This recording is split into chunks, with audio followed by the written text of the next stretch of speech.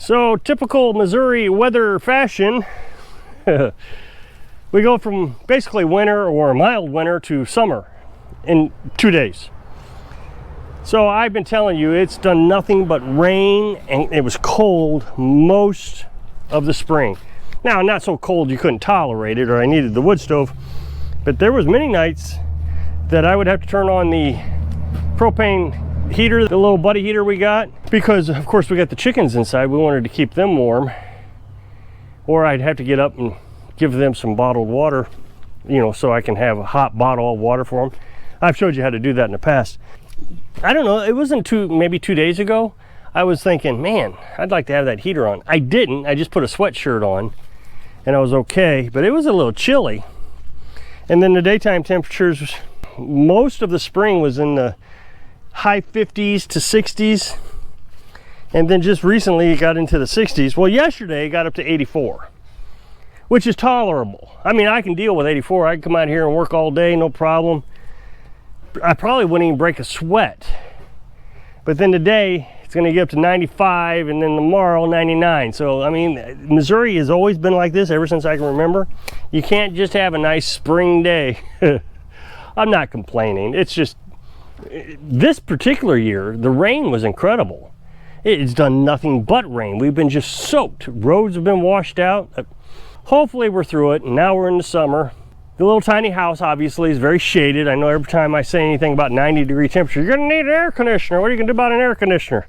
Oh, we're not gonna have an air conditioner. I could run an air conditioner if it gets too terribly hot and Carolyn says, okay, this is enough, I've had enough. But in the shade, I don't know, it feels 20 degrees cooler. It's just a nice little slight breeze. So the house stays nice and cool. That's one of the reasons I don't want to cut these trees down. I got these branches hanging over the house, and I'm always worried that they're going to come crashing down and break something, but man, I'd hate to get rid of the trees. How much it cools down the house. If we had to get an air conditioner, I mean, we'd just bring the generator. Well, I got this one over here. We'd bring it over, start it up, and run the air conditioner just a few hours a day. But I wouldn't be able to do too much. Now, I tried to run a little ventilation system. I showed you this over the winter. In the winter, I blow hot air from inside the house out to the IBC tank. And I've showed you how I've done that many times.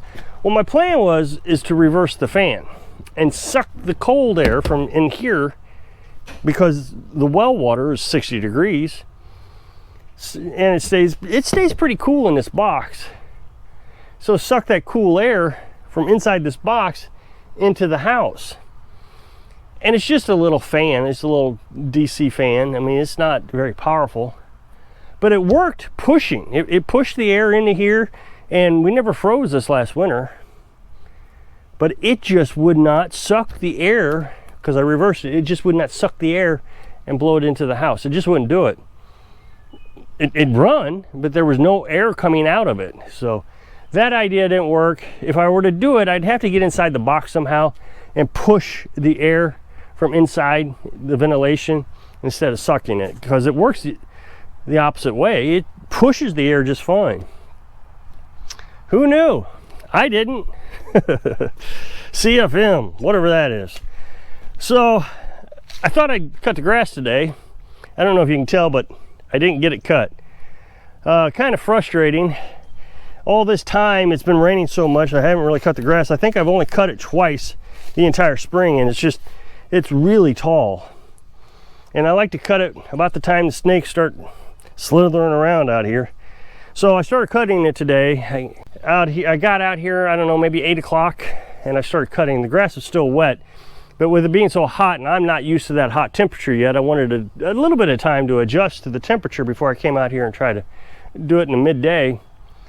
And I was cutting the grass for 20 minutes, and I hit just a little piece of chicken wire. It didn't even get caught up in the blades, but it sure did break the belt. I don't know, maybe a piece of that chicken wire hit the belt and cut it. So I had to order another one from John Deere. That was $28. So I tell you, this is kind of typical luck, isn't it? Murphy's Law. You finally get a day where you can cut grass and you break the lawnmower. I don't know how long it's going to take to get one of those. My worry is it says back ordered. I don't know if that means they're not available. So I mean, they took my money. So 28 bucks. I didn't think it was too bad.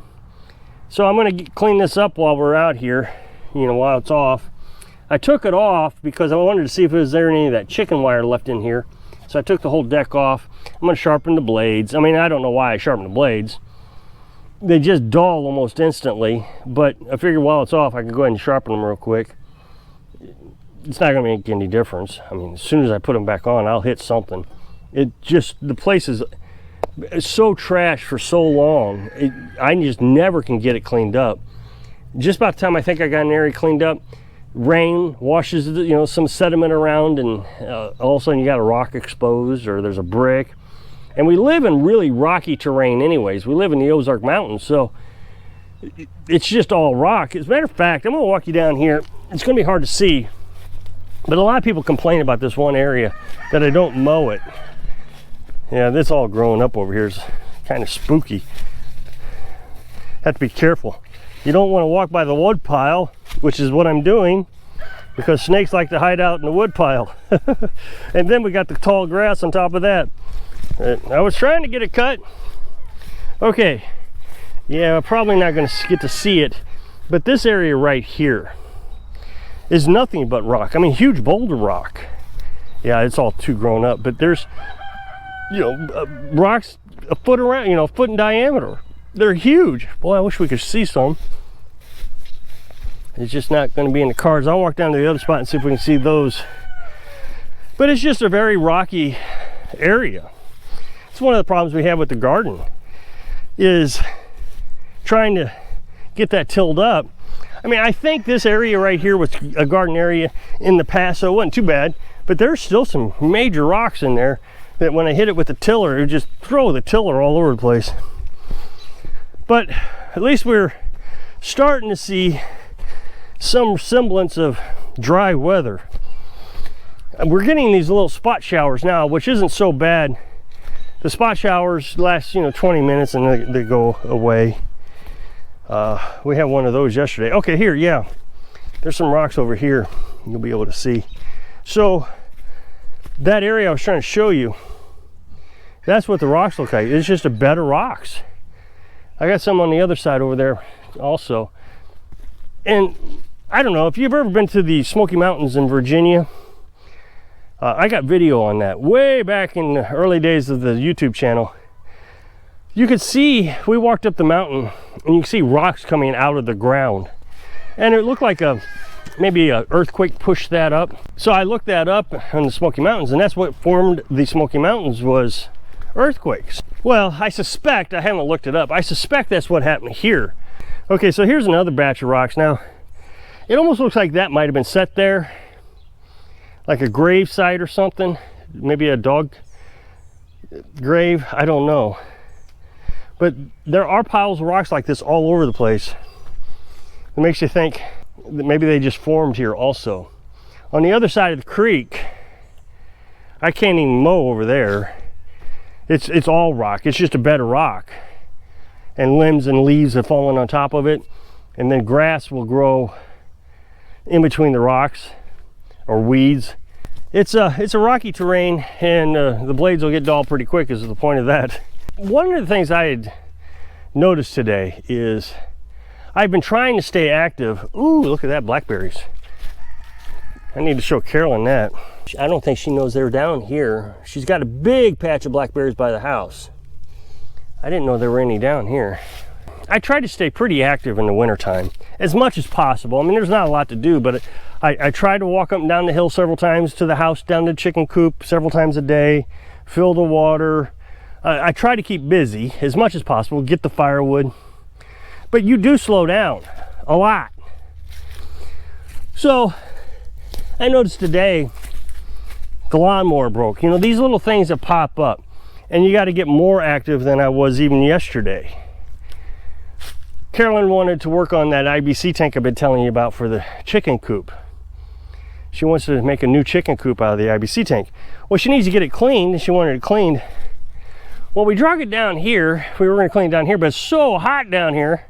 And she said, can we drag it back up? So I had to go and drag that back up. So there's just a lot of activity now on the first day that we could actually come out and do anything.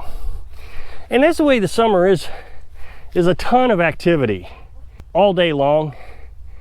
And it's not like I'm working from sun up to sundown. It's just a lot of activity. I'll go in, sit down, edit a video, and think, ooh, I gotta go check chicken eggs. Or, ooh, I gotta go do this. Or, ooh, I gotta cut grass.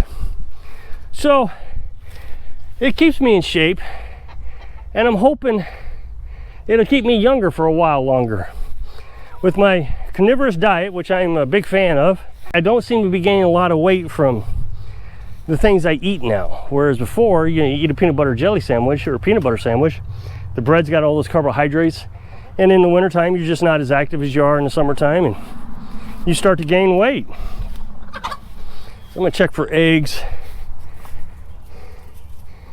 The two little chickens we got over here got startled when I was running the lawnmower. The other chickens love the lawnmower because they know that they're going to get some grass thrown in, they can eat the grass. The new chickens don't know what that's all about yet.